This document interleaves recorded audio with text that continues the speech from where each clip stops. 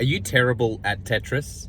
You know, I remember back, I think 2014, I was really struggling with feeling organized. I felt overwhelmed by my to-do list. I was trying to suss out exactly how to get on top of it, and I just remember feeling just like a bit miserable because it felt like it was just over the top of me. And I went down to this conference in Sydney, Hillsong Conference, and I went down there not knowing what to do. But all of a sudden, as I was at this conference, one of the speakers talked about schedules.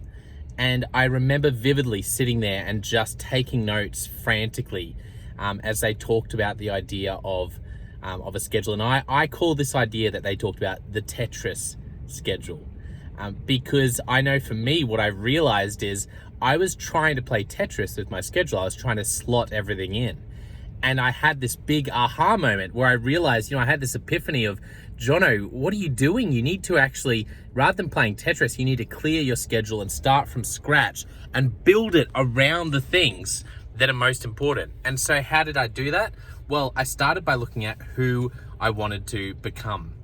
And so I went away after this conference.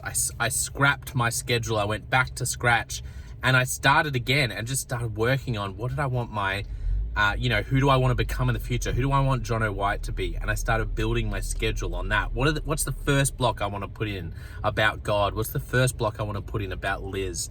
And I just remember it being so powerful. After that, I had started doing those things, but I tell you what, it was still, I just had this conflict where I just couldn't quite get a hang of it.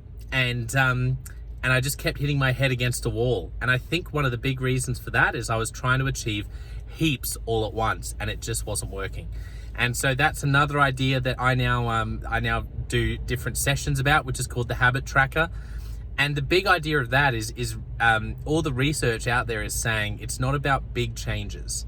It's about incremental changes. It's about little changes. It's not about comparing yourself to someone epic down the road. It's about comparing yourself to who you were yesterday, comparing yourself to yourself.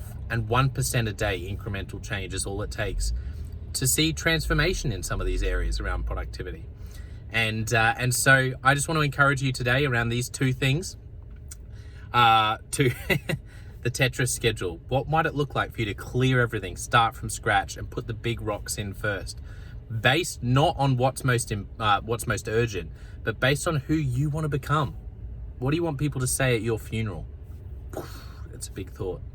Why don't you go away and think about that? Who do I want to become? What do I want people to say at my funeral about the sort of person I am? And how do I build my schedule from scratch based on that?